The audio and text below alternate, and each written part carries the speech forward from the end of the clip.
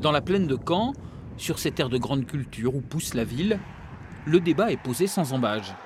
Glyphosate égale poison, agriculteur égale empoisonneur. Piqués par ces doigts accusateurs, quelques militants de la FDSEA du Calvados sont donc payés de leur personne en allant faire analyser leurs urines. On voulait savoir si nous, agriculteurs utilisant du glyphosate, on a du glyphosate dans nos urines. Et c'est non détectable et sans doute inférieur à 0,4.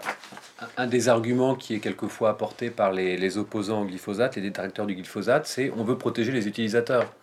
Ce qui se conçoit, mais nous on est utilisateurs et on a des résultats qui montrent qu'en fait on est largement en dessous des limites de détection.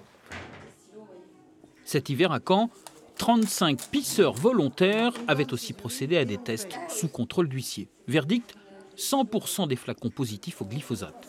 Cette semaine, ils sont venus porter plainte au tribunal en exhibant ces taux qu'ils jugent alarmants.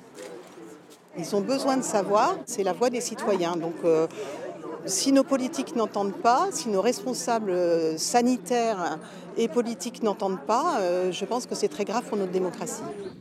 Mais alors, d'où provient le glyphosate retrouvé dans les urines des pisseurs volontaires?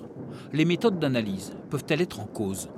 C'est plutôt des citoyens plutôt avertis qui sans doute ont une alimentation très saine, voire bio, qui vivent dans un milieu urbain.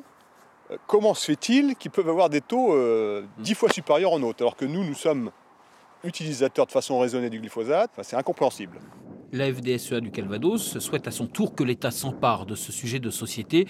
Le syndicat réclame des études scientifiques irréfutables.